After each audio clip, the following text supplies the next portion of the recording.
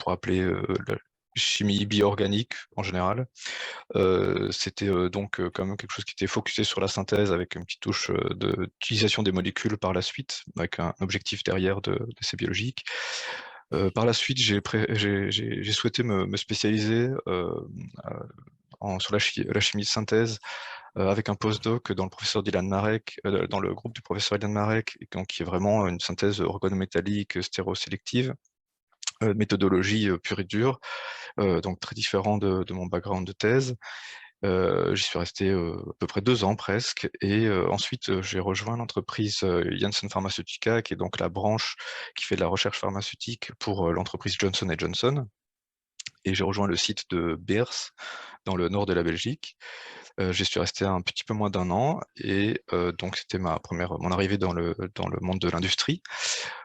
Suite à ça, j'ai rejoint Evotec donc en 2015 à Toulouse, et puis j'ai poursuivi ma carrière là jusqu'à aujourd'hui, pour venir en discuter avec vous un petit peu. Merci Guillaume. Alors, donc, avant de commencer cette session, donc juste simplement quelques informations. Donc déjà, si vous avez une question à poser, si vous êtes d'accord, c'est mieux si vous pouvez allumer votre caméra, qu'on puisse vous voir. Et puis pensez bien à éteindre donc vos micros lorsque vous n'avez pas de questions. Et la session est enregistrée, voilà, et sera diffusée à l'extérieur. Voilà, donc ça c'est pour votre information. Donc là, la session est ouverte aux questions. Ben, n'hésitez pas donc à poser vos questions. 2 intervenants d'aujourd'hui.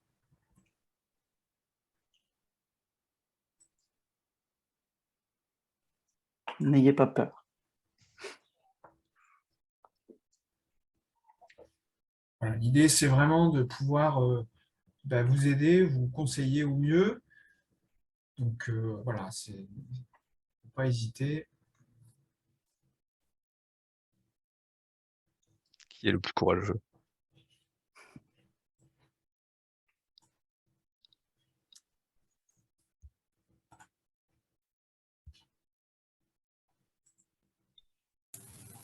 Bonjour. Bonjour. Bonjour. Je vais remettre ma caméra. Je m'appelle Charline Pagnin et je suis postdoc donc en Angleterre. Et j'aurais une question, c'est sur le concours pour devenir chargé de recherche des CNRS, parce qu'on ne nous a pas donné beaucoup de détails pendant notre formation. Et c'est vrai qu'on ne sait pas trop comment ça se passe au niveau des épreuves, ce genre de choses. On nous parle de temps en temps de travailler dans l'enseignement supérieur, donc en tant qu'enseignant-chercheur, avec la qualification et ensuite la procédure de concours pour devenir enseignant-chercheur. Mais pour chargé de recherche, on n'entend pas trop parler. Est-ce qu'on pourrait avoir quelques détails là-dessus, s'il vous plaît? Bien sûr. Donc, effectivement, le concours CNRS a lieu tous les ans pour les chargés de recherche. Il se déroule en plusieurs étapes. Il y a une première étape où il y a un dépôt de dossier de candidature qui est généralement en décembre, en fin d'année. Et à partir de ce dossier qui est constitué, ce dossier est constitué d'un CV détaillé, d'une revue du parcours, et également, ce qui est très important, c'est d'un projet de recherche. Un projet de recherche associé à un laboratoire, souvent. Donc, une fois que ce dossier est déposé, il est examiné par une commission du CNRS. Donc, le CNRS est divisé en plusieurs instituts, l'Institut de chimie, l'Institut de biologie, etc. Et dans chaque institut, il y a ce qu'on appelle plusieurs sections. Des sections, il y a par exemple la section 12 qui est chimie organique, et la section 16 qui est la section chimie à l'interface avec le vivant, donc qui est un peu intéressant pour nous ici en chimie médicinale. Donc il est possible de postuler à plusieurs sections. Il faut choisir la section dans laquelle on postule. Et donc le dossier est évalué par la section, et généralement, il y a à peu près chaque année, on va dire, une soixantaine de candidats, et une grande majorité sont auditionnés par la suite. Donc ça, c'est la deuxième étape. Il y a une audition qui se déroule généralement en mars-avril. Donc l'audition dure 25 minutes, une présentation de 10 minutes pendant laquelle vous vous présentez, donc votre revue de tout votre parcours en quelques minutes, 3-4 minutes. Et ensuite, ce qui est important, c'est le projet de recherche qui doit être présenté en 5-6 minutes. Donc c'est 10 minutes sur laquelle vous jouez un poste chargé de recherche et il y a après 15 minutes de questions. Ok. Voilà, donc c'est assez court l'audition, mais c'est vraiment l'audition qui est décisive après. Et donc la commission, le comité fait un classement et généralement il y a 4-5 postes par an en section 12 et en section 16. Voilà, je ne sais pas si vous voulez des compléments d'information. Ben, juste une question, donc, vu que de toute façon on ne sait pas forcément dans quel laboratoire sont ouverts les postes, pour contacter le laboratoire, parce que j'imagine que pour Alors, faire le une projet de précision, recherche. il n'y a pas de poste ouvert dans un laboratoire. Okay. C'est vraiment le candidat qui postule. Okay. Mais il faut postuler associé à un projet de recherche et à un laboratoire. Ce n'est pas comme le poste maître de conf où il y a des postes affichés dans certains laboratoires. Là, il n'y a aucun affichage de laboratoire. Il existe parfois des postes, ce qu'on appelle coloriés, où il y a un coloriage qui va être plutôt chimie, substance naturelle par exemple, ou autre chose. Mais ce n'est pas souvent le cas.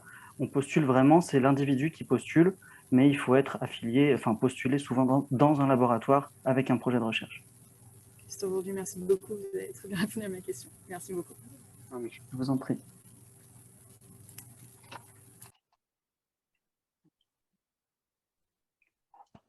Est-ce qu'il y a d'autres questions en relation avec le concours CNRS ?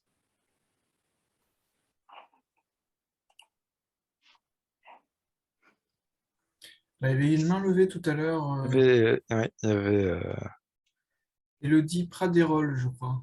ouais. Oui, c'est moi. Merci. Alors moi, j'ai plutôt une question pour Monsieur Epp.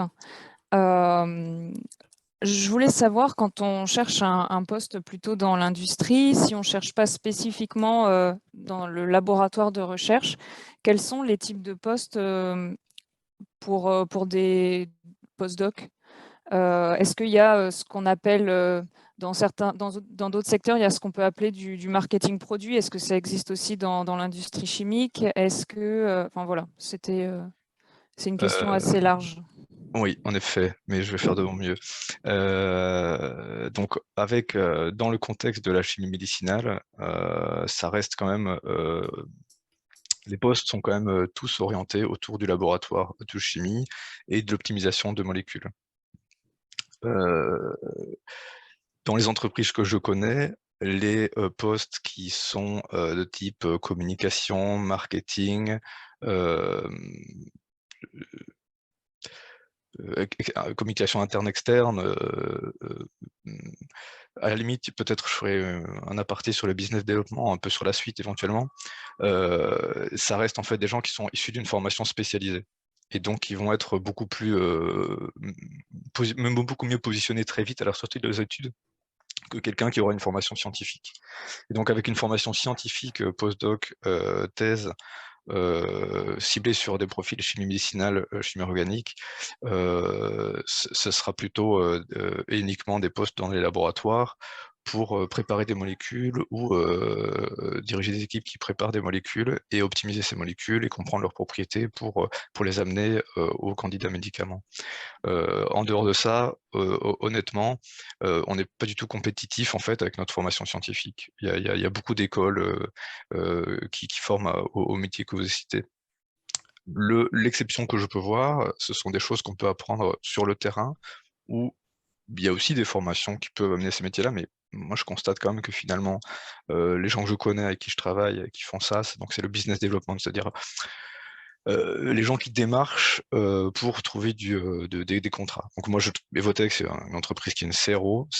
On pourra aussi aborder ça si ça pose des questions entre des entreprises qui font leur recherche interne, qui sont plutôt, on peut dire, des grosses pharma, avec la différence avec les CRO et aussi peut-être aussi même la différence avec plutôt des startups. Et donc dans des CRO, il y a effectivement des business developers, donc il y a des opportunités pour des scientifiques qui veulent peut-être faire un peu quelque chose de différent, pour, après avoir fait quelques années dans l'entreprise, peut-être migrer vers d'autres fonctions. Mais peut-être, je pense que c'est des gens qui en général ont déjà pas mal d'expérience. On n'y arrive pas en sortant de formation scientifique à ces postes-là. Donc ça reste quand même encore pas exactement quelque chose qui va être tout. On va pas ouvrir de poste avec un descriptif qui sera ouvert à des gens qui sortent d'un postdoc scientifique ou d'une thèse scientifique. Ça répond à la question qui était ouverte. On peut détailler ou aller plus loin si vous avez quelque chose de plus précis en tête. Non, c'était pour savoir déjà s'il y avait des perspectives entre guillemets autres que celles vraiment du laboratoire avec enfin voilà, des choses très, très, très concrètes de la vie du laboratoire. Et du coup, si je poursuis plus loin dans la vie du laboratoire, par exemple, typiquement sur Evotech, vous allez plutôt recruter vraiment à l'issue d'un doctorat ou d'un post-doctorat, vous allez recruter quelqu'un qui sera vraiment à la paillasse ou qui va directement pouvoir encadrer des petites équipes de 4-5 techniciens. Bon, d'abord, je peux parler de l'expérience Evotech, bien entendu, mais il faut pas apprendre que cette expérience-là. Il y a beaucoup d'autres entreprises et c'est important de comprendre qu'il y a beaucoup d'organisations différentes et donc ça peut être différent d'entreprise en entreprise. C'est quand même quelque chose qui est important de garder à l'esprit. Les expériences que j'ai, c'est que des entreprises, par exemple, comme là où j'ai commencé ma carrière chez Janssen, en fait, en arrivant avec un post-doctorat, on est full-time à la paillasse pour faire de la synthèse de molécules. Chez Evotech, je dirais que c'est un petit peu différent, c'est-à-dire qu'on peut accéder au management un peu plus vite. Cependant, c'est relativement rare les exemples de gens qui ont reçu directement du management à leur arrivée dans l'entreprise. Il y a eu des exemples, mais en général, c'était pas des exemples, c'était pas spécialement parce que ces gens-là avaient les qualités ou avaient démontré spécialement ces qualités-là, c'est parce que dans l'organisation de l'entreprise, il fallait que quelqu'un soit un manager à un moment d'une équipe, et puis voilà, il y avait un besoin qui se créait, et l'opportunité était là. Mais c'est vraiment pas la norme. En général, bon, il faut comprendre que le management de personnes, vous avez, bon, pas dans vos mains, mais c'est une grosse responsabilité de gérer la carrière de quelqu'un. Et donc, les entreprises, je pense que c'est à juste titre, préfèrent d'abord connaître les nouveaux candidats qui arrivent et voir comment ils se comportent dans l'entreprise, comment ça se passe, avant de les laisser piloter vraiment des équipes. Donc là-dessus, c'est quelque chose qui peut arriver, ça peut arriver parfois relativement vite, mais dans mon expérience, je pense aussi par exemple chez UCB, c'est aussi où il n'y a pas de management à l'arrivée comme ça tout de suite. Peut-être que mes collègues là, qui peuvent témoigner aussi, je pense que chez Novartis, c'est pareil, il n'y a pas de management comme ça à l'arrivée dans l'entreprise. Il y a peut-être des exceptions dans d'autres CRO qui ont des autres organisations, ça c'est tout à fait possible. Je ne suis pas trop certain, donc je ne vais pas m'avancer, donner des noms d'entreprises, mais je pense que ça peut arriver. Et je crois que par exemple, historiquement, des anciens collègues, des collègues qui étaient à Sanofi anciennement, pratiquement à leur embauche, ils avaient une petite équipe. Donc, voilà, il n'y a pas une seule vraie réponse, il y a plusieurs manières d'organiser la vie d'entreprise et du laboratoire. Et donc, ça peut être quelque chose qui va être décrit en général dans les postes, mais je pense que c'est relativement rare les postes qui vont avoir directement d'emblée une équipe de management au premier jour. En général, ça c'est quand même un peu rare. Je vois qu'il y avait aussi quelques informations de Nicolas et Léa dans le chat qui sont tout à fait pertinentes par rapport au premier aspect de votre question, qui effectivement couvre d'autres types de métiers un petit peu parallèles qui sont tout à fait aussi possibles. Donc ingénieur brevet entre autres pour la dernière remarque. Ouais. D'accord, merci beaucoup. De rien. Moi, j'avais une question. Bonjour. Allez-y. Bonjour.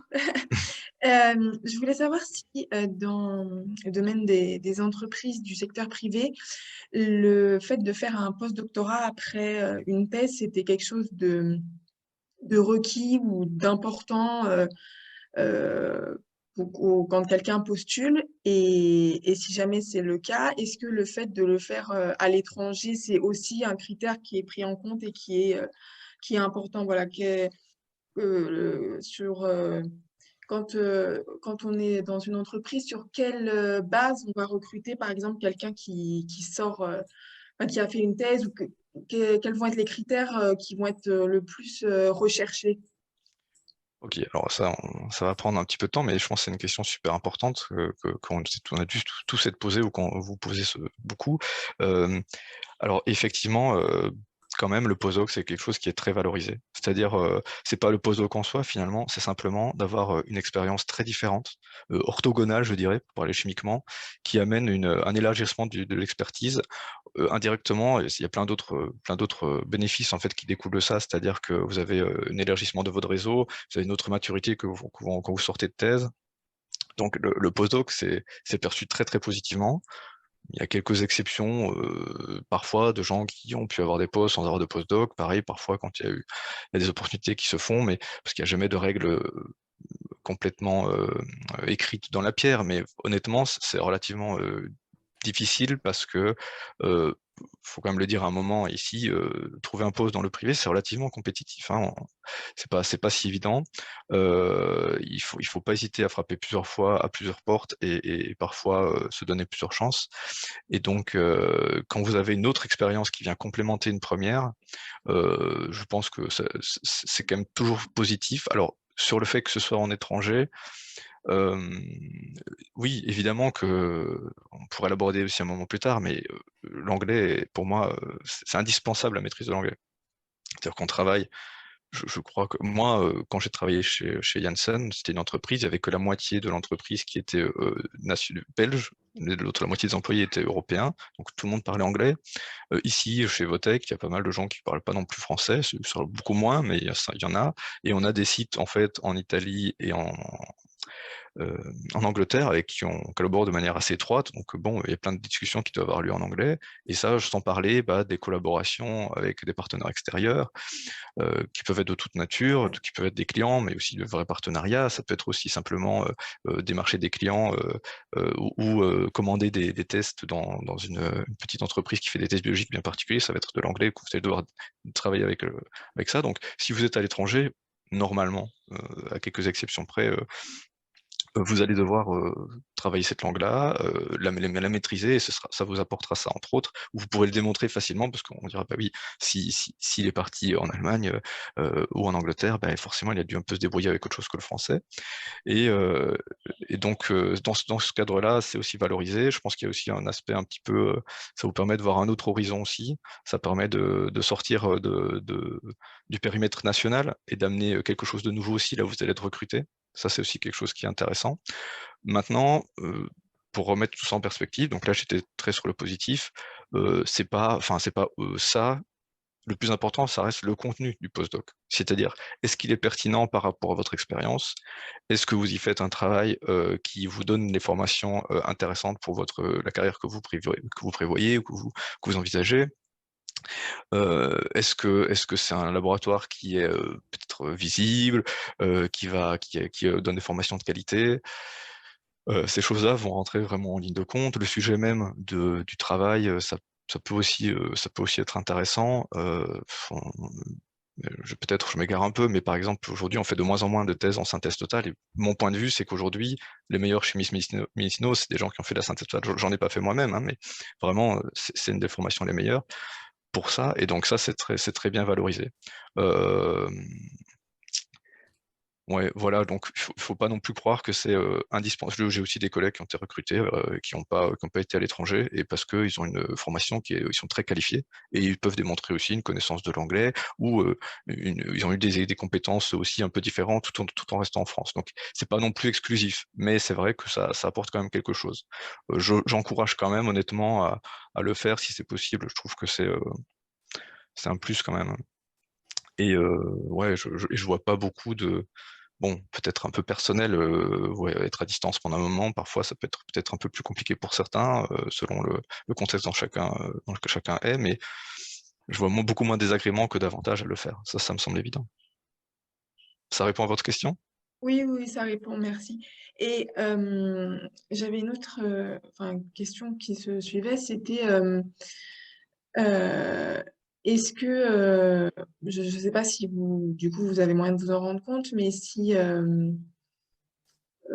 aujourd'hui dans l'industrie chimique, il y a quand même, disons, plus de possibilités d'obtenir un emploi rapidement que de passer le concours CNRS, parce qu'on sait bien que c'est pas, on a rarement le concours CNRS du premier coup, ou si de toute façon c'est compliqué et on va commencer d'abord par un CDD ou on va enchaîner plusieurs petits jobs avant d'avoir un CDI ou un poste qui nous correspond, quoi.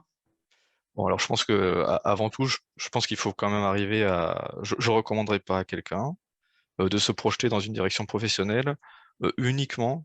C'est un paramètre qui peut compter, mais uniquement parce qu'il y a plus de perspectives. Ou bon, après, je crois que c'est pas évident de jauger les chances de succès parce que ça va dépendre de chaque profil. Je crois que quand même il y a des profils qui peuvent être beaucoup plus académiques. Ou, par exemple, je crois que quand même, il faut quand même reconnaître que l'importance du nombre de publications, de la qualité des publications, elle est plus importante, je pense, dans le public que dans le privé. Évidemment que les publications sont aussi valorisées. C'est vous montrer, voilà, et c'est quelque chose d'indiscutable. J'ai participé à ce projet-là, j'ai réussi à sortir ça, il y a eu des résultats. C'est quelque chose que plus personne ne peut discuter. Donc c'est toujours évidemment valorisé. Hein. Et ça montre que vous avez pu mener des choses à bien. Peut-être vous avez participé à la rédaction de ça. Donc ça c'est. Mais je crois que quand même, peut-être Sandy peut compléter, puisque je crois qu'avec son expérience, il aura un point de vue là-dessus intéressant, mais c'est quand même pas aussi crucial ou indispensable que dans l'académique. Peut-être qu'effectivement, je crois que le CNRS est quand même particulièrement élitiste et c'est vraiment, il y a beaucoup d'appelés, peu d'élus, donc sans doute qu'il y a peut-être plus de place, mais chaque année c'est un peu différent. Je crois ça dépend des parcours, il y a des formations de gens qui vont avoir un profil qui va être peut-être un peu plus scénarisable, je sais pas comment on peut dire ça, et puis il y a des gens qui vont avoir fait peut-être des beaux stages, même en master, des beaux stages en industrie, se faire un petit réseau, avoir bien compris les besoins, et puis avoir un parcours qui va les amener vachement vers l'industrie avec déjà une connaissance de ça, qui va les amener à faire des entretiens où ils sauront un peu qu'est-ce qu'on attend d'eux, beaucoup mieux que moi ce que j'ai pu avoir, parce que je j'ai pas eu cette chance d'avoir des stages en industrie avant d'y arriver. Et donc bon, c'est un peu difficile de répondre à cette question aussi de manière simple. J'espère que j'ai pu établir un peu une tendance. Alors je sais pas, Sandy, si tu veux Oui, compléter un je petit peux peu. compléter sur les deux aspects pour le milieu académique. Donc, par rapport au postdoc, ce que tu as dit, Guillaume, tout à l'heure, bah, il y a quand même un parallèle assez vrai avec le milieu académique, qui est bien sûr qu'il y a de la concurrence, que ce soit au CNRS ou dans le milieu industriel, et que bah, quand il y a de la concurrence, quand le système est compétitif, et ben, quelqu'un qui a plus d'expérience qu'un autre, bah, il a plus d'avantages en général. Hein. Ça, c'est un point qui est important. Ensuite, effectivement, pour le concours CNRS qui est compétitif également, les publications restent un critère important pour faire la différence entre candidats, pour la sélection des dossiers. Mais après, ce n'est pas non plus le principal. Hein. De plus en plus, le CNRS prend en considération les thématiques associées aux thèses ou aux postdocs, et quelqu'un qui a fait de la synthèse totale versus quelqu'un qui a fait de la méthodologie de synthèse, par exemple, n'aura pas le même nombre de publications à la fin de sa thèse. Et ça, c'est quelque chose qui est quand même ancré dans la tête des gens, de la même manière en chimie médicinale. C'est peut-être des fois assez long, puisque c'est des domaines à l'interface pour publier. Donc, on prend en compte le nombre de publications, mais également les thématiques associées et la concordance du parcours par rapport au projet et au profil dans lequel les candidats postulent.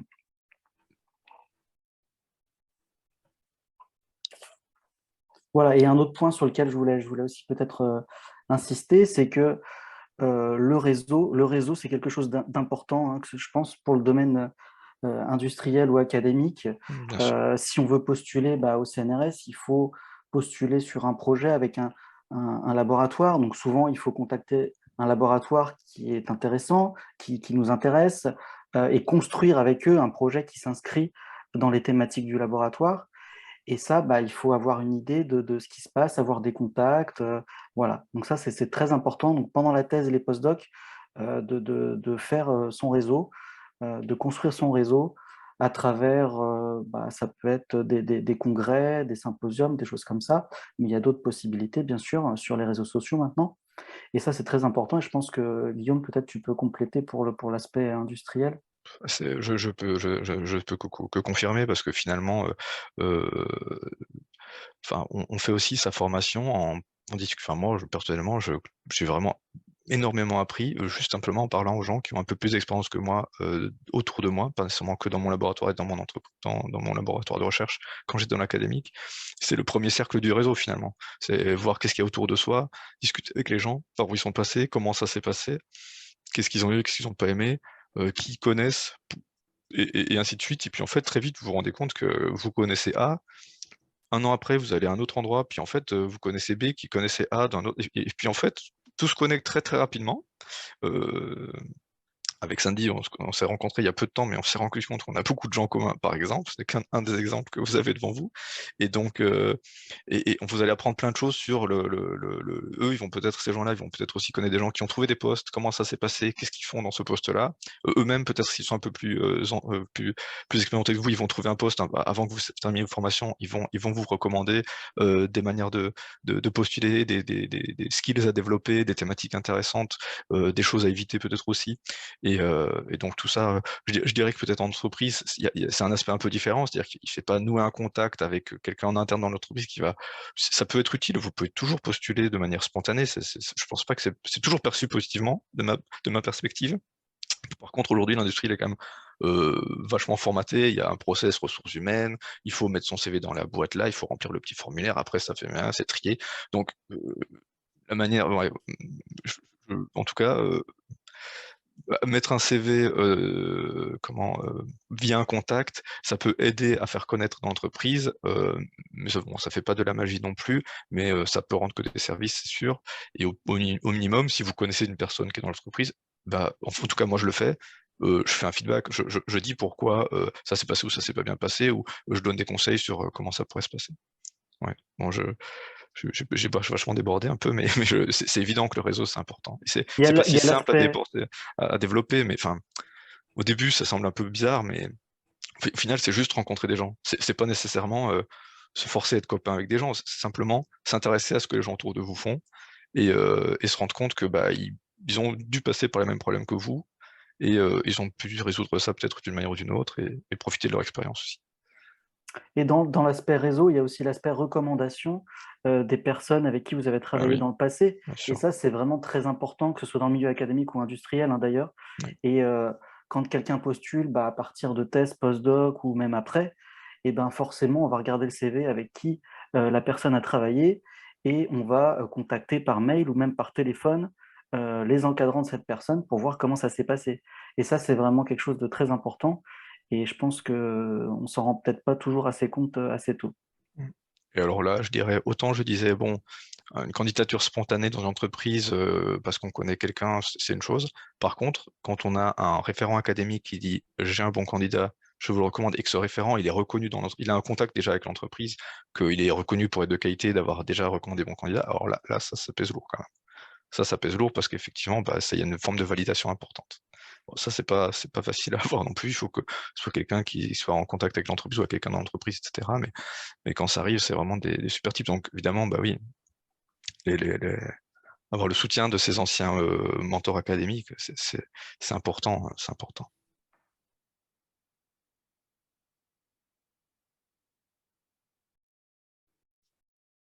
Est-ce que Margot est toujours avec nous? Je la vois. Ah oui. Toujours là. Et du coup, en vous écoutant, vous parliez tout à l'heure, et aussi dans une des slides de présentation, c'était à chaque fois des acronymes, mais différents types d'entreprises privées. Il y avait les startups, il y avait les big pharma, je crois que vous appeliez ça. Et oui, on peut discuter rapidement de ça parce que moi je connaissais pas très bien cet écosystème avant de le rejoindre et je crois que c'est quand même bénéfique pour se rendre compte un peu de l'état du marché aujourd'hui. Alors l'ancien système qui est plus facile à comprendre, il y a déjà un petit moment maintenant, je dirais au moins 20 ans, c'est des très grosses boîtes pharmaceutiques qu'on connaît tous. Donc peut-être en France, peut-être la plus grosse, c'est sans doute Sanofi si je me trompe pas. Johnson & Johnson, c'est un gros poids lourd en Belgique. En Suisse, il y a Novartis, Roche qui sont des gros poids lourds. Il y en a plein d'autres, hein. Il y a des pharma qui sont de medium size, mais c'est ces entreprises-là qui faisaient de la recherche en interne. Et puis, il y a une tendance économique qui est arrivée il y a un petit moment où ils ont commencé à externaliser une partie de leurs travaux et donc payer, commander d'autres entreprises pour faire une partie de leur recherche. Et ces entreprises-là s'appellent donc des CRO, des Contract Research Organization. Enfin, c'est le nom de ce type de business-là. Et donc, c'est vraiment très variable la manière dont ça peut être organisé. Je pense que chaque CRO peut avoir sa manière de fonctionner.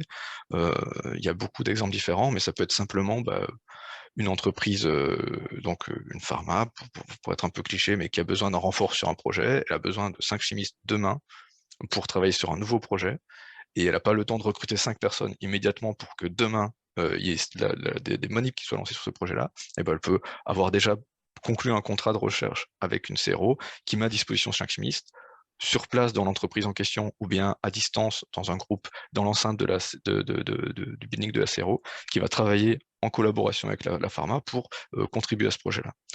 Et la contribution peut être à plein de niveaux différents, ça peut être uniquement faire des molécules, ou bien vraiment être intégré dans le projet, c'est très varié.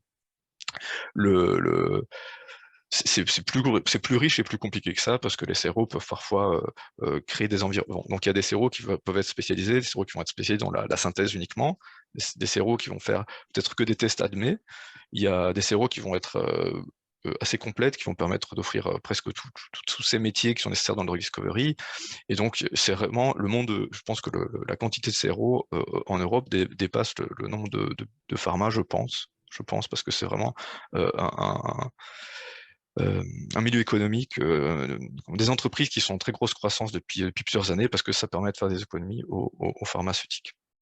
Et les startups, c'est encore un peu différent comme système de fonctionnement. Ça va être, enfin, startup ou biotech, on dit plutôt. C'est plus juste de dire biotech. Startup, c'est un mot que tout le monde connaît, mais biotech, c'est plus correct. Ça va être des petites entreprises qui, souvent, elles vont venir une idée académique, mais elles peuvent être parfois venir du monde aussi d'une entreprise qui décide de faire une petite entreprise à côté, différente, pour faire grandir une idée. Et donc, voilà, encore quelques contributions exactement. Et donc là, c'est très différent encore comme manière de travailler, puisque l'échelle est plus petite. Souvent, ils n'ont pas les moyens d'avoir un laboratoire ou des espaces de bureaux. Enfin, le bureau, si, peut-être c'est plus facile, mais le prix d'un bâtiment avec des Sorbonnes pour faire de la chimie, c'est très cher. C'est beaucoup plus cher qu'un simple bureau, évidemment, tout le monde peut s'en rendre compte. Et donc, c'est quelque chose qui ne peut pas être fait en quelques mois comme ça. Et souvent, ces petites structures-là, elles vont travailler quand même pas mal avec des CRO pour les aider au début à lancer leurs activités, à commencer à faire leurs recherches. Souvent, ces petites entités-là sont beaucoup plus innovantes que tout ce qui se fait ailleurs. C'est beaucoup plus à risque aussi. C'est aussi des milieux, par rapport à une pharma, je dirais que le biotech, c'est aussi un milieu en général. Bon, ça, c'est pas une spécialité de notre métier, c'est vrai pour tout. C'est-à-dire quand vous êtes dans une plus grosse entreprise, les rôles sont bien définis. Et chacun fait son travail de manière bien définie.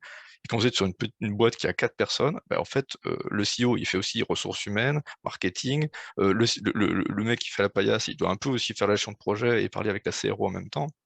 Alors que quand vous êtes dans une équipe de 20 personnes rien que pour la chimie, chacun a son rôle très bien défini. Donc la biotech, ça va être quand même un moment où il va être très polyvalent, on va apprendre beaucoup de choses différentes, mais c'est beaucoup moins structuré aussi.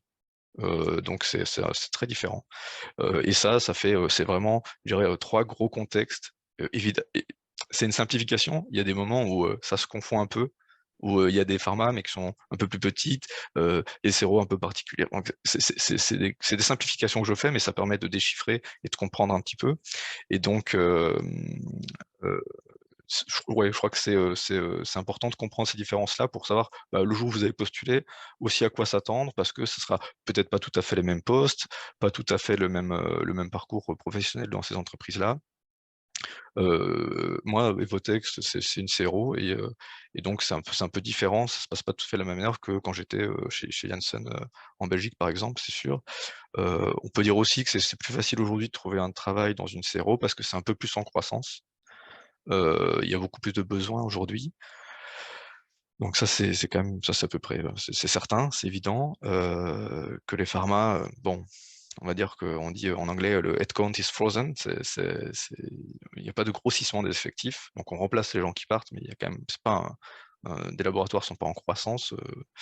J'ai pas d'idée aujourd'hui de pharma qui dans les dernières années qui s'est dit en Europe, j'ouvre un nouveau labo, je construis un nouveau building et j'embauche 50 chimistes. Je crois que c'est pas arrivé. Par contre, il y a des CRO qui l'ont fait.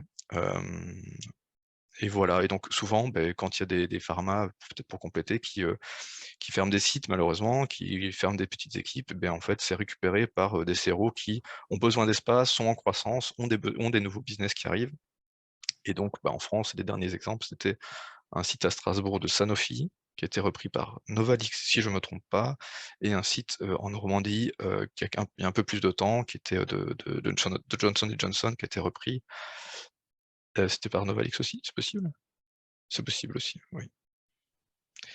Et c'est un écosystème, comme tu disais, qui est en mouvement assez, enfin, ça bouge assez vite et ça peut changer dans les prochaines années aussi. Donc, ça a Oui, changé alors, quand même, oui. l'environnement a beaucoup changé depuis 15 ans. Hein. Ouais, ça va très très vite quand même, hein, ça change très vite. Et donc, il y a quand même dans les entreprises qui ont été citées dans le chat, il y en a quand même plusieurs qui sont vraiment en train d'exploser en termes d'effectifs et qui engagent beaucoup de gens. Ouais.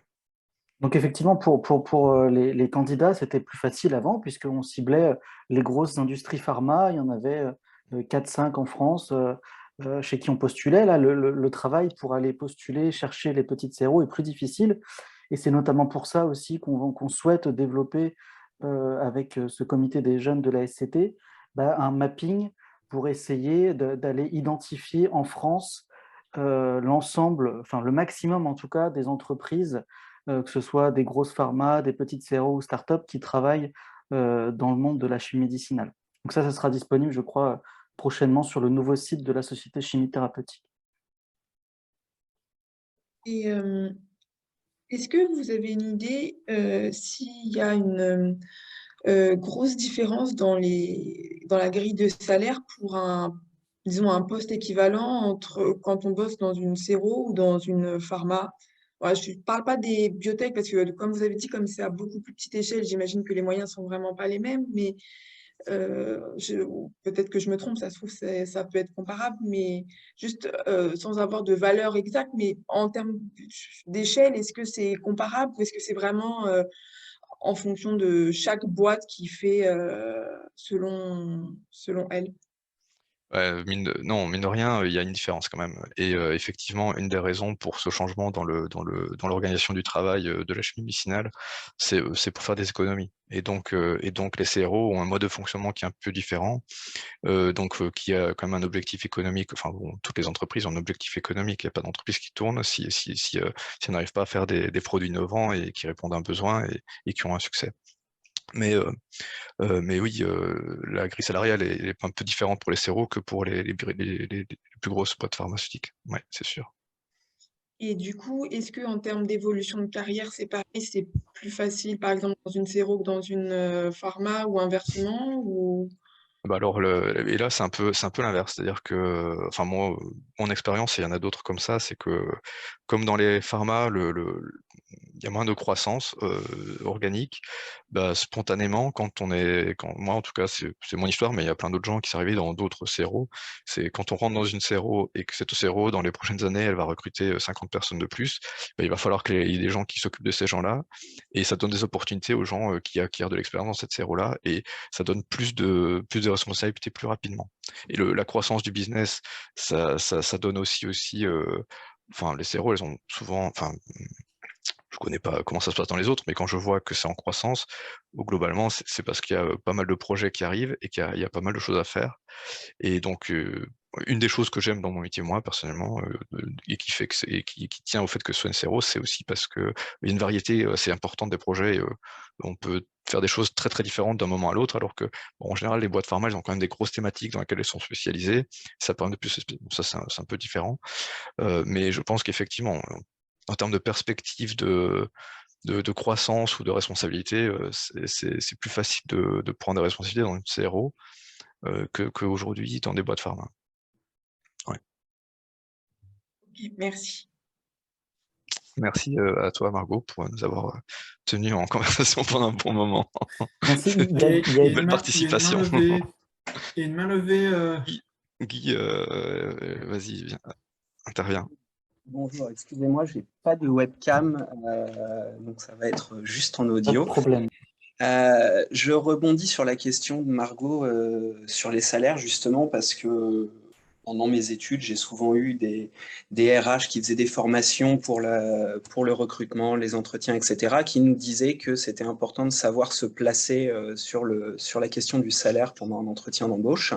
Et en l'occurrence, à quoi est-ce qu'on peut prétendre après un doctorat et puis éventuellement après un post-doctorat, puisque l'expérience du post-doctorat doit être valorisée, je suppose. Alors cette question-là, on l'a reçue dans les questions qui étaient partagées au niveau de l'inscription. Je ne vais pas pouvoir y répondre parce que je travaille pour une entreprise qui embauche. Je vais pas pouvoir révéler dans ce type d'événement ici une fourchette salariale. J'espère que vous le comprendrez, c'est compliqué pour moi. Ce que je peux vous donner, c'est peut-être des outils pour vous approprier cette grille salariale ou en prendre connaissance. Alors, je vais un peu faire un repeat où je vais citer la même référence, mais en fait, c'est le réseau qui va vous donner une appréciation de ça. C'est un des meilleurs moyens, c'est d'arriver à solliciter les gens qui sont un peu plus expérimentés de vous, que vous pouvez connaître, et arriver à voir avec eux comment ça se passe d'un point de vue financier pour eux, avec quelle expérience, avec quel métier, dans quelle entreprise.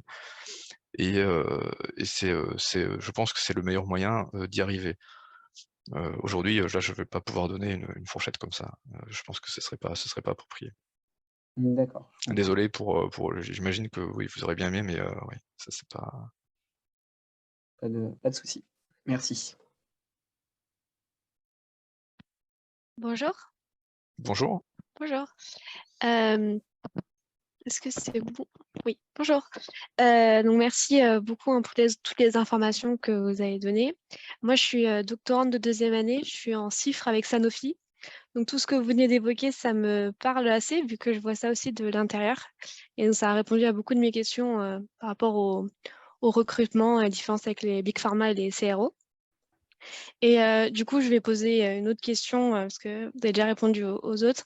C'était quelles compétences, parce que nous, on a un doctorat, on est chimiste de paillasse dans le monde académique ou privé, mais pour la chimie médicinale, je sais que pour avoir fait des stages là-bas, il y a plein d'autres compétences qu'on n'apprend pas à l'école ou à la fac. Notamment tout ce qui est sur les tests cliniques, les tests bio, par exemple. Donc, par rapport à votre carrière, j'ai vu qu'aussi vous étiez passé par le monde académique. Comment est-ce que vous avez acquis ces compétences? Est-ce que ça s'apprend sur le tas? Est-ce qu'il faut se former en amont et lors d'un recrutement arriver avec notre bagage déjà solide ou non? Bon, ça dépend des compétences, mais moi, j'ai pas fait de formation. Je suis arrivé sur le milieu dans la chimie médicinale en industrie avec bon, peut-être, je pense que je suis quand même un peu une exception dans ce parcours parce que c'est quand même heureusement en France dans les formations il y a plus de stages et donc plus d'opportunités de connaître l'industrie avant et je crois que ça c'est vraiment une forte valeur ajoutée dans la formation. Mais je l'ai découvert à ce moment-là et je pense que ça aurait été plus facile pour moi si j'avais une expérience avant, mais je l'avais pas. Donc j'avais uniquement des mentors académiques qui m'ont guidé et qui savaient pas comment ça se passait le monde de l'entreprise et qu'est-ce qui serait demandé pour ça après. Je me rappelle plus à ce moment-là si j'avais des gens que je pense que oui, j'avais quand même des anciens collègues ou quoi qui pouvaient témoigner, mais je crois que non. Vous allez en fait rejoindre, c'est comme ce que vous faites là. Vous allez rejoindre un laboratoire, ça va être une contribution au laboratoire dans la synthèse évidemment de base, comme travail, je dirais, cœur de métier, et puis aussi faire des recherches biblio pour établir des voies de synthèse efficaces, réfléchir à comment est-ce qu'elles vont amener un building block intelligent qui va permettre une diversification intéressante qui est pertinente dans la SR que vous construisez. Donc ça, c'est des choses qui rebondissent sur des compétences que vous apprenez dans la formation tout simplement de chimiste, organicien par exemple, mais qui vont se développer aussi avec l'expérience du terrain simplement. Donc il n'y a pas vraiment les entreprises, elles savent que elles connaissent les parcours des gens qui font une thèse ou un postdoc en chimie organique et elles savent à quoi s'attendre et ne leur demandent pas de deviner à l'avance quelles seront leurs missions dans les 3 prochaines années. On leur demande plutôt de s'investir dans leur métier et puis d'apprendre aussi dans leur métier, aussi à chercher par soi-même, aussi à se former. Mais je sais pas si ça, je me suis un peu perdu dans une direction. Si je reviens peut-être à la question, mais je sais pas si c'est utile de redéfinir toutes les compétences, mais il y a quand même une compétence que je pourrais quand même, je me permets de dériver un peu, pour une chose qui est importante, qu'on m'a jamais dit avant et que je m'en suis rendu compte quand je suis arrivé dans le milieu de l'industrie, c'est que, il y a le savoir-être dans un groupe, l'esprit d'équipe, qui est pas trop valorisé en fait avant ça, parce que chacun a son sujet, sa thèse, son postdoc, il fait son truc. Parfois il y a des collaborations, mais chacun a son périmètre.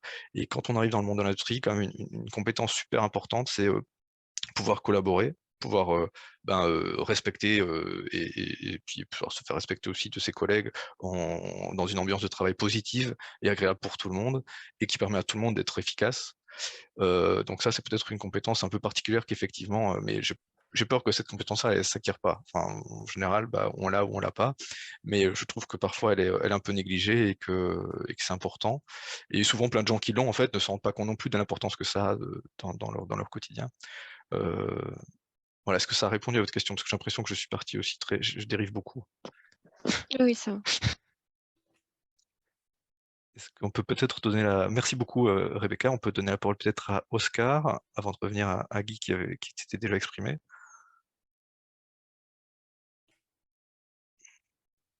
Bonjour Oscar, vous êtes en silencieux, donc on ne vous entend pas encore parler. Ah, Voilà. alors, bonjour, merci. Et je suis doctorant en troisième année et, à l'école doctorale 250 à Marseille. Et je voudrais savoir deux questions. Et la première, est-ce que ça pourrait être valorisant un stage dans le contexte de troisième année, un stage dans un autre labo pour complémenter la formation doctorale, les parcours, enrichir les contacts, peut-être, mais pas un postdoc, c'est juste un terme de stage troisième année. Et la deuxième question, est-ce que vous connaissez peut-être des magasins, des journaux, surtout spécialisés avec des nouvelles technologies, nouvelles équipes qu'on peut utiliser dans le contexte de la chimie, etc. Et des fois, on travaille avec les mêmes équipes, avec les mêmes technologies, la même colonne, tout ça. Mais je ne sais pas si il y a un magasin spécialisé que vous conseillez pour regarder, être actualisé, pour connaître s'il y a des technologies sur les marchés. Bon, merci beaucoup. Peut-être avant de répondre, est-ce que vous souhaitez poser cette question-là dans le cadre d'une perspective plutôt industrielle ou académique, ou on peut répondre aussi tous les deux peut-être avec Sandy? Oui, je pense que dans les deux cas, Ouais. c'est un peu, ça rejoint un peu l'idée de postdoc, d'expérience. Ce que vous parlez, c'est effectivement dans les contrats doctoraux, il y a des possibilités de mobilité en troisième année qui peuvent permettre, toujours dans le cadre du projet, de s'enrichir avec de nouvelles expériences. Ça peut être un peu plus biologique ou un peu plus synthèse, ça dépend.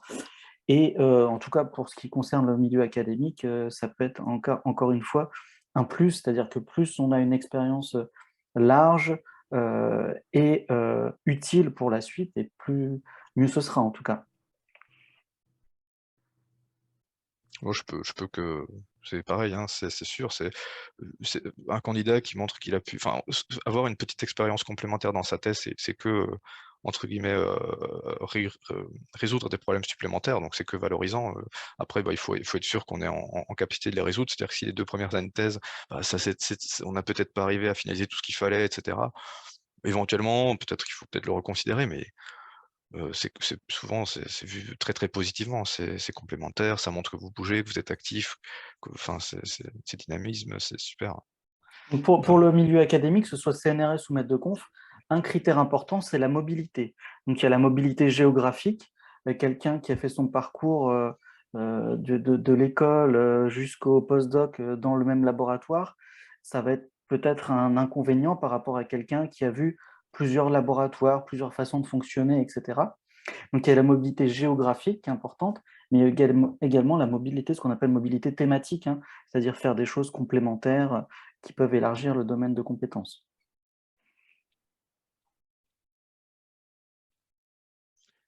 Et peut-être alors pour la deuxième question, par contre, alors je suis pas certain d'avoir tout compris, mais si pour rester au jus de ce qui se fait d'un point de vue technologique, Et en dehors, donc la veille technologique, bon, on peut pas inventer ce qui n'existe pas, mais souvent, c'est plutôt les commerciaux qui sont les premiers à venir sonner, à frapper à la porte, évidemment, c'est les premiers contacts.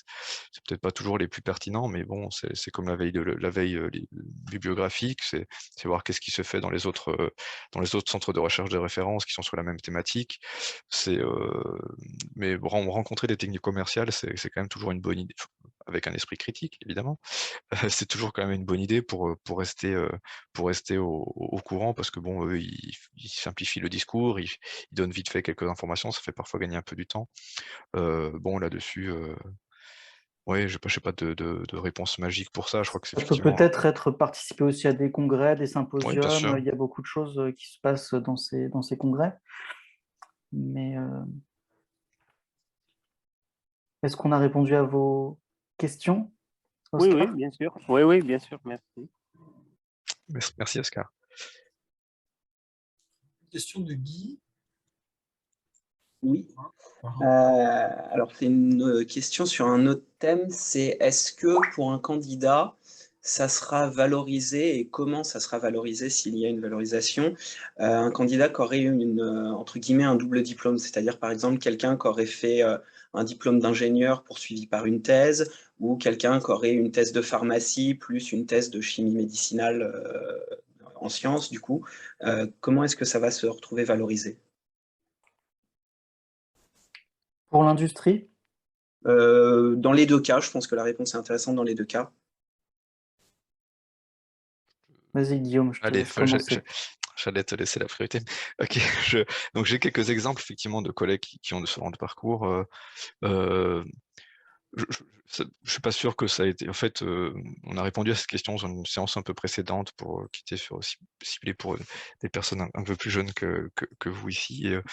Et c'est ce qui était déjà répondu était tout à fait exact. C'est que le dernier diplôme en fait supplante les précédents. Et c'est plus très important en fait le parcours qui est amené au doctorat. Une fois que vous avez fait ce doctorat et ce post-doctorat, ça a beaucoup moins d'importance et on va beaucoup moins regarder quel était le cours que vous avez eu ou le stage que vous avez. Bon, pour le stage qui si c'est dans une industrie qui est pertinente par rapport là où vous postulez, ça sera important, mais le rôle, bon, ça va être quand même beaucoup moins important. Donc ingénieur, master, à l'issue de la thèse, ou surtout si après il y a un post-doctorat, bon, c'est plus très stratégique, ça joue peu, franchement. Alors pour le pharma et plutôt la chimie, je sais plus comment s'appelle le degré en pharma exactement là, mais Un diplôme j'ai d'état docteur en ouais, pharmacie. voilà, c'est ça. Et alors j'ai un copain qui a fait ce parcours et au final, honnêtement, je suis pas sûr qu'il ait pu en tirer des bénéfices particulièrement. Ça lui a pas non plus porté préjudice. Autant que je sache. Mais non, je crois pas que c'est spécialement une plus-value. Je pense que c'est pas spécialement un truc qu'il faudrait mettre particulièrement en avant. Enfin, peut-être si quand même, parce que c'est quelque chose qui peut un peu vous différencier, mais ça va pas être un atout majeur. Ça va pas être un atout majeur, mais ça peut faire parfois, voilà, quand on a 10 personnes qui ont un peu des parcours semblables, ça peut faire une petite différence ou apporter une petite touche. Vous pouvez jouer là-dessus, mais au final, la formation, si vous avez terminé par un postdoc qui est riche en chimie, bah, c'est plutôt là-dessus qu'on va vous interroger, connaître qu'est-ce que vous avez développé, un peu aussi sur votre thèse, mais ce sera ça le principal objet d'intérêt pour l'entreprise qui va identifier vos compétences là, parce que c'est cette formation-là qu'ils attendent dans le candidat. Voilà. De mon côté, je suis d'accord avec Guillaume, hein, c'est-à-dire que plus on avance dans la carrière, moins les premiers diplômes sont importants. Mais néanmoins, ce qu'on peut voir, nous, dans le milieu académique, c'est que ce qu'on recherche beaucoup, donc avant d'avoir un poste définitif, hein, c'est des gens qui ont de l'expérience pratique à la paillasse, de l'expérience en chimie organique. Et ça, on peut le voir que certaines personnes qui ont des formations à travers des IUT, qui sont passées ensuite à la fac, ou qui ont des formations d'ingénieur, ont parfois plus de pratique, et ça peut être un atout, mais ce n'est pas le critère principal, bien sûr. Et il y a aussi, pour la formation donc le diplôme de docteur en pharmacie n'apporte pas forcément une plus-value, mais la formation de pharmacien, si je puis dire, est une bonne formation dans le domaine de la chimie médicinale, puisqu'il y a quand même Nous, on a vu des étudiants qui sont passés au laboratoire et qui ont vraiment une vision assez large, avec une formation en partant de la chimie, la biologie, avec beaucoup de l'interface, et qui ont une connaissance peut-être du médicament un peu plus importante que des étudiants qui ont fait des formations purement chimistes. Donc en chimie médicinale, une formation de pharmacie peut être un atout dans le milieu académique, mais c'est vraiment ce qui se passe thèse, postdoc après, qui va être vraiment très important pour le poste, que ce soit maître de conf ou chargé de recherche au CNRS. Merci.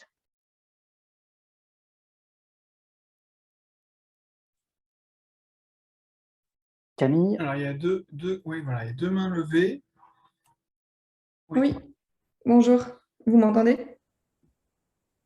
Très bien. Alors, moi j'avais une question un peu spécifique. Enfin, là, je suis en 3e année de thèse, donc j'ai commencé à regarder pour des emplois, parce que je m'étais posé la question de comment on se situe en sortie de thèse, postdoc ou non. Et j'avais vu quelque chose que je n'ai pas compris sur plusieurs annonces, c'est des fois des profils, enfin des industries qui demandaient donc d'avoir des expériences en postdoc, mais des profils qui ne sont pas trop académiques. Et c'est là où je me suis dit, qu'est-ce qu'ils entendent par là? Est-ce qu'ils veulent que ça soit des postdocs plutôt industriels ou ça dépend plutôt des thématiques de recherche ou j'ai pas vraiment saisi le concept de la demande en fait. Je pense que vous avez là déjà des bons éléments de réponse, c'est-à-dire que il y a peut-être des thématiques de recherche qui sont vraiment de la recherche vraiment fondamentale. Moi, je crois que malgré tout, si les compétences elles sont développées, ça peut pas c'est pas nécessairement un frein complet, mais effectivement, par rapport à quelqu'un qui peut-être a pratiqué la chimie médicinale avec la synthèse dans un contexte académique, bah, on est déjà plus proche du milieu industriel et qui a peut-être collaboré avec. Qui a eu, je pense que ça veut aussi dire peut-être d'avoir eu des expériences professionnelles, donc, mais ça inclut des stages hein, pour moi, dans un milieu industriel, mais pas exclusivement c'est d'avoir montré qu'on a pu prendre connaissance et s'intéresser au monde industriel, je pense. Au niveau des postdocs industriels, donc ça existe aussi. Là, je pense que, enfin, dans ma perspective, c'est vraiment le top parce que c'est vraiment une super manière de mettre le pied dans l'industrie. Par contre, il y en a peu et c'est très recherché. Mais ça, c'est vraiment le top. Et ensuite, bah, vous avez une super qualification effectivement pour entrer dans l'industrie parce que vous avez déjà vu un peu comment ça se passe. Enfin, tout est un peu plus simple pour vous. Vous avez déjà mis un pied. Vos entretiens, vous savez déjà un peu vers quoi on va vous questionner. Et puis, vous pouvez peut-être déjà démontrer que vous avez déjà résolu des problèmes qui sont similaires à celui du poste que vous postulez. Ou en tout cas, vous entendez bien ce qu'on attend de vous et que vous y êtes prêt, que vous pouvez peut-être le démontrer. Ceci dit, bon, ça, c'est des expériences qui sont quand même pas simples enfin, il y en a peut-être un peu moins largement moins, pardon, que des postdocs traditionnels en académie. Et autre peut-être facteur qui peut faire. Alors moi, j'ai jamais eu connaissance d'annonces comme ça, hein, je n'en ai jamais vu, mais bon, si vous l'avez vu, c'est que ça doit exister. Quels autres paramètres pourraient faire qu'un profil devient très académique? Oui, alors éventuellement, quelqu'un qui a commencé à engranger trop d'expérience académique, c'est-à-dire, faire 4 postdocs dans l'académique, ça commence à être vraiment beaucoup dans l'académique et ça devient difficile de justifier que, en fait, ma passion, c'est travailler dans votre entreprise. Bah, oui, mais après 4 postdocs, peut-être qu'il fallait postuler un peu plus tôt parce que honnêtement, autant on a valorisé l'importance d'un postdoc, je crois que 2 c'est peut-être pas un problème, ça dépend toujours du contenu, c'est pas en soi il y a pas un nombre bien ou parfait. Mais les multiplier sur la durée surtout, c'est peut-être plus la durée qui compte que la quantité de postdoc, je pense, mais bah, ça c'est peut-être, c'est perçu parfois négativement parce que, on peut se poser la question, bah, est-ce que c'est quelqu'un qui savait pas trop où aller, qui change maintenant, qui essaie de retrouver une autre direction? Et ça, c'est perçu comme quelqu'un qui va venir avec une grosse expérience académique aussi. Alors parfois, pour certains postes, ça peut être positif aussi en fonction. Il peut y avoir des savoir-faire très, très spécifiques, très techniques et très précis, sur des modalités particulières et qui demandent des gens qui ont eu une grosse expérience derrière. Ça arrive, mais bon, c'est peut-être des cas un peu plus particuliers. Moi, pour compléter par rapport à mon expérience personnelle, c'est qu'il ne faut pas se limiter parce qu'on ne coche pas toutes les cases d'un profil, hein. Il faut Ah oui, vraiment oui. oser postuler, même si vous n'avez pas de postdoc, il faut postuler. vous allez peut-être être pris à l'entretien donnera peut-être rien, mais un entretien, c'est quelque chose qui, surtout dans l'industrie, c'est quelque chose qui se travaille et je pense qu'avoir de l'expérience, plus on a d'expérience et plus on a de chances de succès. Donc c'est vraiment un petit conseil, c'est qu'il faut oser, il ne faut pas se limiter et il faut tenter sa chance. Ouais, je peux que abonder dans ce sens-là, c'est vraiment important et souvent le profil qui est rédigé dans une offre d'emploi, c'est un peu un profil idéal, mais ça ne veut pas dire que l'entreprise va le trouver ce profil idéal et donc c'est pas grave si, il vous manque une ligne. Bon évidemment, si l'expérience que vous avez ne correspond pas du tout à la quantité d'années requises, bon, ça c'est pas non plus nécessaire ou à l'inverse, j'ai vu aussi beaucoup, de gens qui ont un postdoc qui postulent à des postes de techniciens et bon là ça sert à rien. Ces gens-là, on le lit pas le CV, on le met de côté, ça correspond pas du tout au poste, c'est pas du tout dans les attentes. Mais bon, en dehors de ça, si c'est juste des détails ou des petites franchement ça devrait pas, cette ligne-là que vous avez citée, si j'avais l'impression d'avoir un profil académique, je me serais pas gêné quand même pour postuler. Et Oui, à eux oui, de juger ce qu'ils sous-entendent, si c'est le cas ou pas, évidemment. mais oui, en fait, comme vous dites, je pense qu'on ne peut pas cocher tous les critères en fait d'une offre, donc éventuellement, faut. Mais après, voilà, toutes les expériences sont bonnes à valoriser. En tout cas, ouais, merci pour la réponse.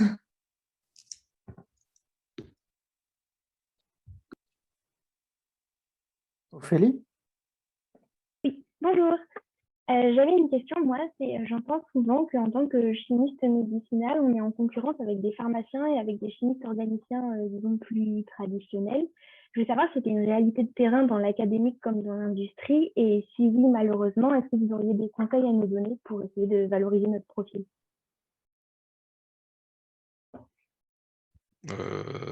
Donc là,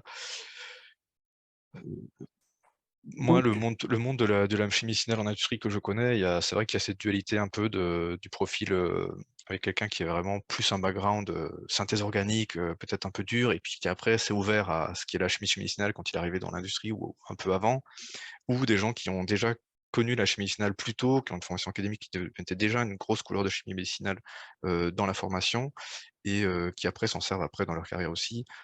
J'ai vu les 2 profils, je crois qu'ils sont relativement, complémentaires et en tout cas, il y a de la place pour les 2 à Evotech. Cependant, et là, il faut simplement pas oublier que la place de la chimie organique est très importante malgré tout dans les 2 profils. Donc si vous avez une formation plutôt sur la chimie médicinale, peut-être essayer de rassurer sur vos capacités à prévoir, de la synthèse, qu'est-ce que vous avez accompli dans ce domaine-là, rassurer peut-être les personnes qui vont recevoir dans ce domaine-là pour montrer que vous n'avez pas à démériter dans ce cadre-là, parce que ça fera partie des choses que vous devrez évidemment accomplir aussi, mais c'est les gens autour de moi, ils ont des formations qui sont, de 2 ordres.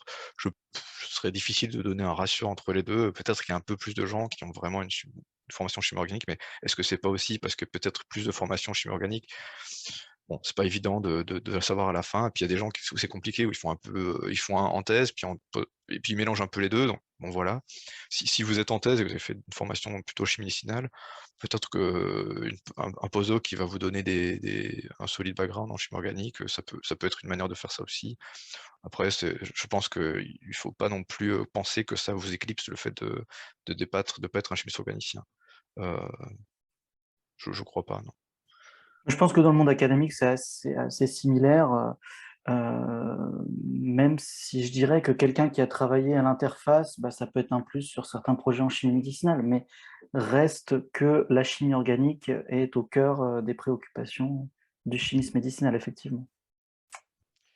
Dans un entretien en industrie, on commence d'abord par parler synthèse, et quand ça s'est bien passé, après, on va gratter un petit peu pour voir si les concepts de chimie médicinale, qu'est-ce que vous avez expérimenté? Qu'est-ce que vous en connaissez? À quel point quel est votre feeling de la chimie médicinale et votre expérience de ça? Ça, c'est toujours dans cet ordre-là, en tout cas, enfin dans mon expérience. Ça marche. Merci.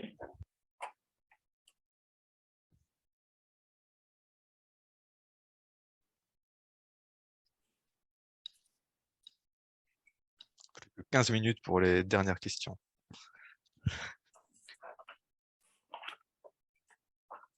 Est-ce qu'il y a des questions sur Les métiers plutôt d'enseignants-chercheurs sur le système, etc.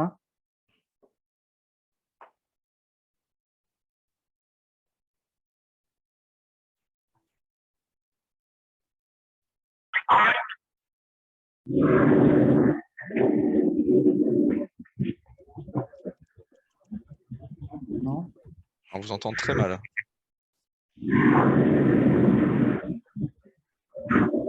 Je pense que c'est pas une question. Ah, c'est pas une question. Ou alors j'ai pas compris. Non, oui. Le son était pas optimum là.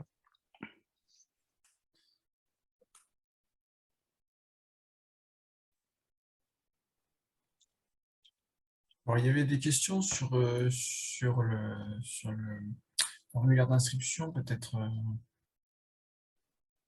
que quelqu'un se manifeste, sinon on peut en prendre une ou deux si vous voulez.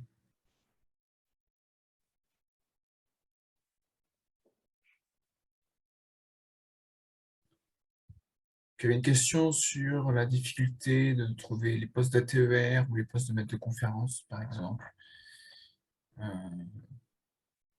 pense que question sur la difficulté, c'est difficile de répondre, mais question sur comment trouver, Voilà. c'est possible. Donc, effectivement, les postes d'ATER sont des postes d'attachés temporaires à l'enseignement et la recherche. Donc, c'est souvent des contrats d'1 an pour faire un peu le métier de maître de conférence. Donc, métier qui se partage entre l'enseignement et la recherche.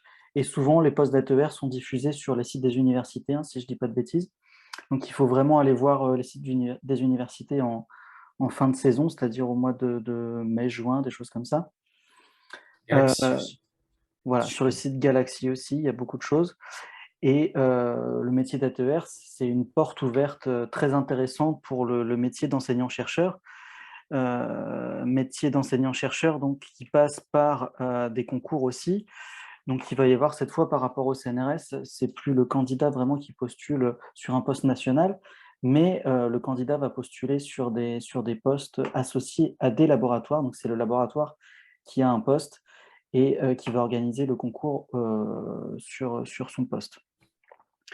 Donc, au niveau des calendriers, avant de pouvoir postuler au concours de maître de conférence, il y a ce qu'on appelle la qualification.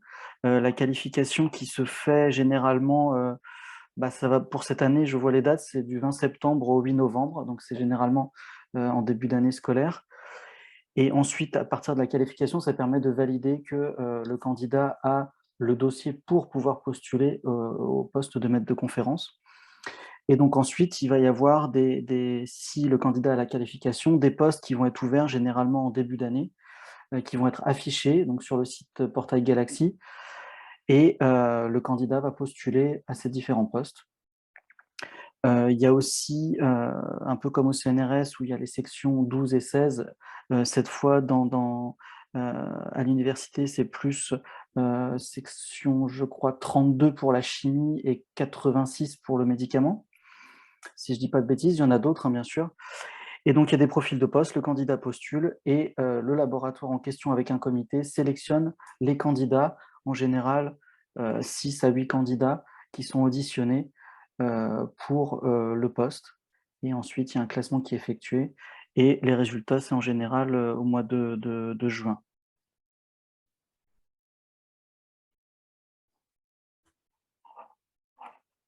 Merci Sandy pour cette réponse. Est-ce qu'il y a d'autres questions? N'hésitez pas.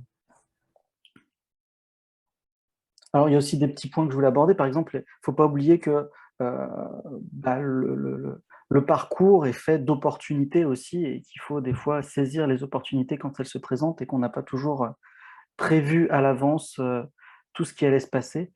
Donc voilà, il ne faut pas oublier que ça peut arriver sans qu'on s'y attende. Alors, il y avait une question aussi, à partir de quel moment peut-on se considérer comme un chimiste médicinal? Alors ça, je vous laisse répondre. Je crois que Sandy voulait y répondre, c'est ça? Non, je te laisse, je ne fais plus... C'est pas évident. C'est pas évident. Moi, je pense qu'on peut chacun répondre à notre tour, mais je crois que ce sera que certaines facettes. Bon, déjà, c'est un métier quand même pluridisciplinaire. Ça me semble un premier point évident. Il s'agit de L'objectif, c'est toujours d'identifier une molécule d'intérêt à visée thérapeutique. Donc pour ça, il faut pouvoir comprendre quel type de molécule il faut faire, comment les faire, et quelles sont leurs propriétés, et optimiser ces propriétés. Donc ça veut dire qu'il y a de la chimie organique pour produire ces espèces de prototypes de médicaments. Et puis, il y a la compréhension de tous les tests qui permettent de vérifier quel est le meilleur prototype. Et donc là, c'est là que ça devient relativement interdisciplinaire, mais aussi qu'il faut comprendre la biologie qu'il y a derrière. Donc, bon, ça, c'est la perméabilité, la clairance, tous ces paramètres qu'on doit optimiser de base. C'est comprendre je crois que c'est aussi important de garder en tête la progression d'un médicament, de quoi on part, quels sont les points de départ, et puis comment on arrive à la fin. C'est pas les mêmes métiers. Et le chimiste médicinal, il est il est un peu central en fait dans ce parcours-là. C'est plutôt la biologie qui génère les innovations au départ, de comprendre quelle est la génération l'origine d'une maladie, puis et le chimiste, il vient arriver en proposant une manière de résoudre ce problème avec des molécules, et puis après il va passer le relais à ce qui va être la chimie du développement et les parties cliniques, mais il a un point central, il doit pouvoir parler un peu sur tout le spectre. Bon, il y aurait beaucoup de choses à dire, je pense qu'on peut parler de choses plus concrètes aussi dans le métier du commun, mais tu veux contribuer un peu, Sandy, aussi à ce que tu... Il y a quelques réponses sur le chat par Oui, Nicolas nos et collègues sont en Frédéric. train Et donc, de... Voilà. effectivement, tout est dit quasiment, hein. Je pense qu'il n'y a pas de... C'est l'expérience pour moi qui fait vraiment, Oui, le chimisme médicinal, hein. Je suis d'accord avec Nicolas. c'est vrai.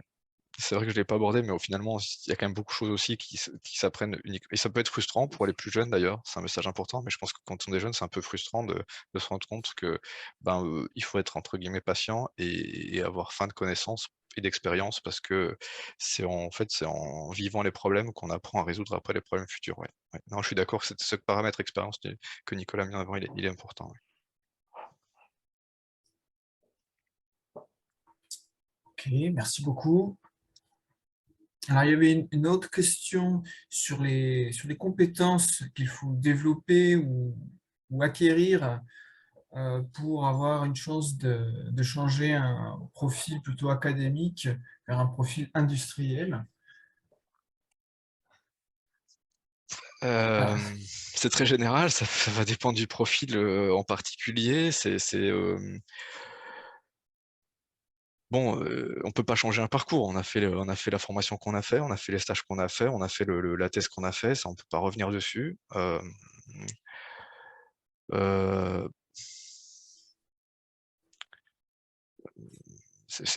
Ouais, avait là une question connexe, c'est est-ce qu'il y a des choses à mettre plus en avant qui peuvent être attractifs oui, pour c'est une peut-être... entreprise?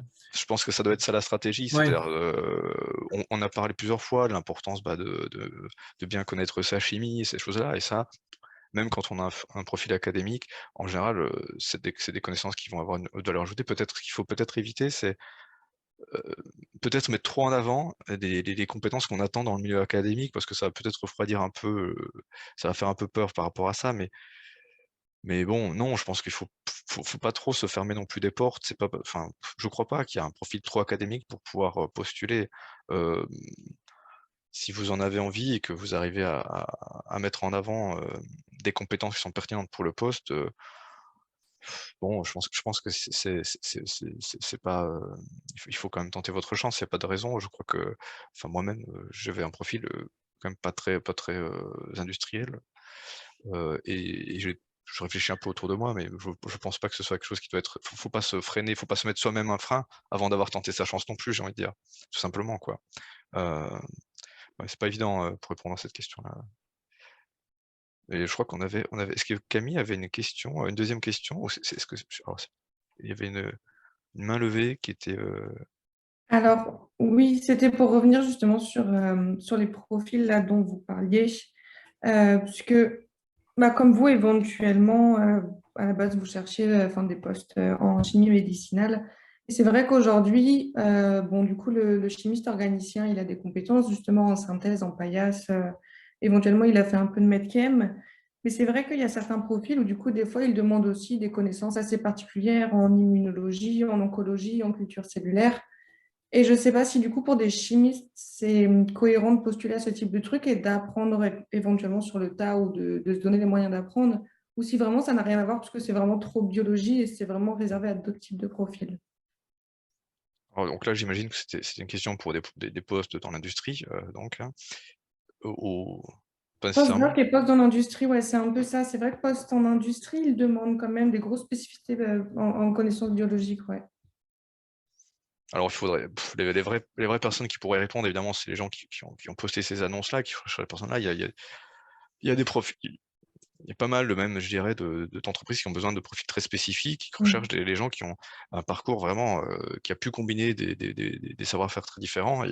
Et souvent, c'est pas facile pour eux de trouver ces gens-là non plus. Donc bon, bah, ça c'est évident que ça peut exister. Maintenant, enfin, les mots-clés que vous avez cités, bon, immuno-oncologie, j'ai travaillé avec des gens qui sont dans l'immuno-oncologie, des biologistes. Enfin, c'est hors de mes compétences totalement. Je veux dire, j'ai pas du tout abordé ça dans mes formations. Je pourrais pas faire leur métier à aucun niveau. Bon, après, vous savez, c'est toujours une chose. Enfin, moi, je tenterai quand même ma chance parce que, c'est ce qu'on peut en citer au début. Peut-être que c'est quelque chose qui serait une plus-value incroyable pour les gens qui vont recruter ce candidat, qui recherchent ce candidat idéal, et puis que s'ils ne le trouvent pas, bah, ils devront bien composer autrement parce qu'il faudra bien remplir ce poste. Donc pourquoi pas essayer, mais de croire qu'on peut apprendre sur le terrain l'immuno-oncologie, enfin, ou des bases, ou des rudiments, ou bien un petit contexte, ou comprendre le contexte, mais enfin, être un professionnel de ça, c'est pas Et évident quand même. Camille, tu parlais de postes de chimie en lien avec l'immuno-oncologie ou des postes en immuno-oncologie? Des postes en lien avec, justement. Parce que Ouais. c'est vrai Parce que que si on est chimiste, on ne va pas postuler à un poste de biologie. Ça, effectivement, ça reste quand même des domaines très particuliers. Mais je me demandais en quelle mesure c'est malléable quand ils cherchent un chimiste avec des notions en immuno, ce genre de choses. Enfin, si on est... Ouais, ça peut dépendre de chaque annonce, Oui, ça en peut fait, dépendre de ouais. chaque poste, donc il faudrait peut-être voir l'annonce, mais c'est pas toujours facile de deviner à travers l'annonce à quel point, Oui, c'est ça. et ça peut dépendre du nombre de candidats qui vont postuler, qui vont être, du nombre de personnes qui peuvent correspondre à ce profil-là. Ouais. Donc oui, ça c'est parfois difficile, hein. Enfin, moi-même parfois, je dois dire que certaines annonces, je suis pas très certain d'être sûr de l'expérience qui est recherchée, ou Ouais. si c'est un profil idéal et puis qu'en fait, bon, il y a des discussions derrière. Je crois qu'il ne faut pas avoir peur de faut discuter avec essayer. l'entreprise, d'essayer, puis en parler. Mhm. Et puis si vous n'avez pas de réponse, bah, vous avez un peu votre réponse à vous, entre guillemets, là-dessus. Ah, Mhm. comme vous l'avez défini, comme je vous l'avez reprécisé, c'est-à-dire que si c'est des compétences additionnelles par rapport à un profil chimie, c'est sans doute quelque chose où ça sera un atout supplémentaire par rapport au cœur de métier, mais ça vaut quand même peut-être la peine de tenter sa chance. Je ne l'avais pas compris comme ça au départ, donc ma première réponse était un petit peu formée différemment. Ok, merci.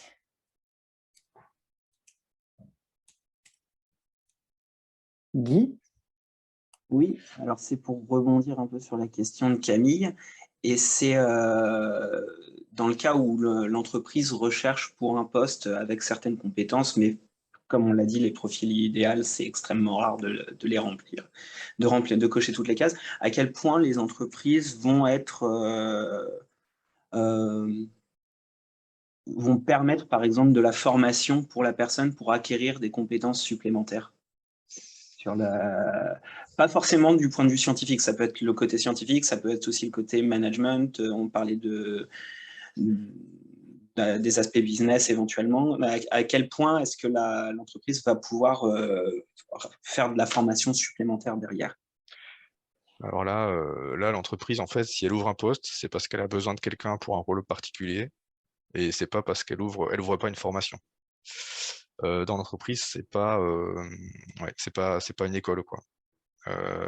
L'entreprise elle a besoin de quelqu'un parce qu'elle a un rôle, là, il faut que quelqu'un fasse ce travail, et le travail, il est à faire là, maintenant, rapidement. Bon, parfois, il y a un délai possible, mais si, il y a des formations qui sont nécessaires, qui sont possibles, en général, ça arrive, c'est écrit dans les descriptifs de poste. Mais je pense qu'il ne faut pas s'attendre à hormis des bon, Il y a des choses qui s'apprennent sur le management. Je pense il y a pas une formation, il n'y a pas un stage de 2 semaines qui fait que vous êtes devenu un manager. C'est en fait le contact du terrain, d'être managé soi-même, puis de devenir le mentor de quelqu'un qui est un peu plus jeune, de petit à petit gérer son travail. Et c'est des choses comme ça qui font de vous un manager. Donc là, entre guillemets, on pourrait dire que vous allez être formé sur le terrain par votre expérience, hein, mais des vraies formations, concrètement, ça peut venir dans votre parcours, dans votre expérience, mais sûrement pas au premier jour, quoi, parce que c'est pas du tout ça, j'ai pas vu ça souvent, ouais. Non, là, Non, il faut imaginer qu'il y a une mission qui est définie, en fait, dans l'entreprise et qu'ils vont chercher la personne qui va être la plus à même de mener cette mission-là. Et donc si vous avez besoin d'une formation pour mener cette mission-là bien, et ben vous êtes assez loin du candidat idéal pour, ouais. Non, mais je parlais pas forcément par rapport au descriptif de poste à l'entretien, mais entre guillemets, plus largement, quelles sont les opportunités de formation après dans les entreprises. La plupart des entreprises ont un budget formation dédié Ah oui, pour bien leurs sûr. employés. Ah, d'accord. Donc OK, alors en dehors de ce contexte-là, oui, bien sûr, il y a des formations, dans les entreprises. Donc bah, si on parlait des managers, moi il y a pas une formation pour devenir manager, mais à Evodec, il y a une formation qui est organisée pour les gens qui deviennent managers, pour, les guider dans ce rôle et leur donner des éléments et des pistes, des outils pour ce rôle-là, par exemple, oui. Il y a des formations aussi techniques, donc ça, en fait, je crois qu'en France, c'est pas, bon, je connais pas partout, je crois qu'en Belgique, c'est pas tout à fait comme ça, mais en France, c'est relativement bien encadré et il y a une obligation de réserver, un budget à la formation et donc il y a une importance accordée vraiment au plan de formation pour tous les employés et c'est quelque chose qui est encadré également, donc il y a des opportunités. Et le contenu de ces formations, ça va vraiment dépendre de l'entreprise et aussi de l'employé, puisque, enfin en tout cas, mon expérience, c'est que, bah, en général, il faut que ça corresponde, enfin pour que tout se passe bien, il faut que l'employé il ait envie de cette formation-là, que ça corresponde à un souhait pour lui. Et donc en général, l'employé a quand même est quand même un peu moteur de ça, ou il fait partie de la prise de décision ou d'orientation pour ces formations-là. Les types de formations, oui, donc bah, ça peut être des formations vraiment de chimie, sur de la chimie vraiment, organique. Ça peut être, des formations de chimie médicinale, très générales pour donner un contexte à des gens qui en ont un peu moins. Hem, il y a des formations, bah, comme je disais, peut-être, des vraies formations de management, c'est pas c'est pas pour devenir manager, mais une fois qu'on a du management, on peut complémenter ça par des outils qui permettent heu, de de faciliter un peu le travail ou de résoudre des problèmes un peu en avance, de comprendre un peu, d'avoir une meilleure vision de ça et de prendre son positionnement de manager un peu mieux. Hem, il y a aussi des formations de type, enfin, par exemple, enfin, une des formations que j'ai fait il y a pas très longtemps, c'était une formation de contact client qui avait été organisée et donc j'apprenais à, comment interagir avec des gens à l'extérieur et c'était relativement, court, c'était pas très long, ça a duré, 2 demi-journées ou 2 jours, je me rappelle plus. Mais ça, c'était peut-être un peu particulier comme formation, c'était un peu spécifique. Et donc oui, il y a ça, il y a évidemment des capacités, comme ça, qui existent. Genre, je peux pas parler de toutes les entreprises, ça c'est un peu spécifique, mais heu, ça répond un peu à j'ai l'impression que vous souhaitiez quelque chose de plus précis. non, C'est pas non, non, pas évident d'aller forcément. dans l'intitulé vraiment des formations, mais ouais, ça c'est sûr qu'en France, c'est quelque chose qui fait partie intégrante du suivi de la carrière d'une personne, ouais. Non, Et non, à tout Ah, très bien comme réponse, merci. Je n'attendais pas forcément plus précis. Je me doute que d'une entreprise à l'autre, il et peut y oui. avoir des différences très importantes. Donc, merci pour la réponse. alors, il est 7h30 passé. Il y avait une dernière question peut-être dans la discussion. Vous pouvez peut-être, je ne sais pas, Oui, il y avait essayer de une donner une question sur réponse assez rapide. postuler dans un Ouais, seul laboratoire ou à plusieurs postes. Je pense qu'il y a eu beaucoup d'éléments de réponse. ouais, tout à Et fait. effectivement, postuler à un seul poste, c'est pas quelque chose de très, enfin, qui va fonctionner forcément. Donc, il faut postuler à beaucoup de postes qui vous intéressent, pas se limiter, mais vraiment des postes qui vous intéressent. Et il y a la question toujours qu'on nous a posée en entretien ou dans notre école, euh, qui peut être posée par des RH, c'est est-ce que vous avez postulé ailleurs? Et la question, c'est toujours est-ce qu'il faut dire ah non, j'ai postulé que chez vous? Il faut savoir que les laboratoires, en tout cas dans le domaine académique, et je pense que dans l'industrie c'est pareil, sont conscients que les étudiants, que les postdocs, les étudiants en thèse cherchent un travail et postulent à plusieurs endroits. Donc il faut être honnête, il faut simplement dire que vous postulez à plusieurs endroits et que vous avez votre préférence pour le labo en question. Ça, c'est quelque chose qui est courant et les laboratoires, je pense, comprennent ça. Oui, moi je peux que confirmer ça, et j'ajouterai un cas très concret enfin très concret, je veux dire, un exemple que tout le monde va comprendre. Si je postule à un entretien et que l'entretien, bon bah ça s'est bien passé en fait, qu'on me demande si j'ai postulé à d'autres postes et que je dis bah non, en fait ça c'est ma seule carte, bon bah l'entreprise elle le prend, ok soit. C'est une chose. Par rapport à un autre candidat qui a fait aussi un très bon entretien, mais qui dit oui, oui, moi j'ai d'autres entretiens en cours, ils se sont bien passés, mais je préfère cette entreprise-là, ça met un peu la pression de l'autre côté à l'entreprise pour se positionner rapidement. Recruteur, ouais. Ok, voilà, au recruteur, dire ok, bon celui-là il était pas mal, mais il est déjà en train d'avoir des contacts avec d'autres. Si on le veut, il faudra qu'on se dépêche. Et autant je disais, bah, parfois l'entreprise a besoin de quelqu'un maintenant, autant parfois ils ont tout le temps et vous pouvez avoir des réponses très très très tard après votre entretien aussi. Donc effectivement, oui, il n'y a rien à gagner à dire j'ai postulé qu'à un seul endroit parce que ce sera normal que vous postulez ailleurs, évidemment. Et il arrive que vous dites oui à quelqu'un qui vous prend, hein, et puis entre-temps, vous avez reçu la réponse d'un autre laboratoire qui vous intéresse encore plus. Et là, il y a toujours un dilemme. Donc moi, mon Oui. conseil, c'est d'être honnête et puis voilà, de dire les choses le plus rapidement possible au laboratoire en question. Oui, de toute façon, en fait, dans les entretiens, je crois que l'honnêteté, c'est toujours quelque chose qui paye parce que même si l'entretien, bah, il s'est peut-être pas hyper bien passé mais où il y avait un bon feeling, on se rend compte que vous manquez peut-être un peu d'expérience, mais que tout s'est bien passé, qu'il y a un bon feeling, bah, vous pouvez peut-être repostuler 1 an après, même 2 ans après et voilà quoi. Et donc il faut peut-être rester un peu, faut pas rester dans le temps présent et avoir une perspective un peu plus large aussi. Il y a pas grand-chose à gagner à tricher ou c'est je le recommande pas du tout. Ça me semble un peu une évidence, je devrais même pas le dire, mais Ça arrive. voilà. Ok. Bah, écoutez, merci beaucoup à tout le monde d'avoir participé à cette session. Merci à Guillaume et Sandy pour ces échanges. Je pense qu'on va s'arrêter là. On a bien dépassé le temps. Bah, écoutez, n'hésitez pas à nous suivre. Je voulais dire Sandy. aussi merci à tous les gens qui n'ont pas hésité à poser les questions et qui ont animé la session. Merci à eux, effectivement. Et n'hésitez pas à nous suivre sur LinkedIn, Twitter et puis sur le site de la SCT pour voir les différentes actions qui vont être mises en place à l'avenir. Il y aura d'autres sessions comme celle-ci qui auront lieu certainement au courant de l'année prochaine. Donc n'hésitez pas à en parler aussi autour de vous. Voilà. Merci Au revoir à tous. tous. Au revoir. Merci. Au revoir. Bonne soirée. Au revoir.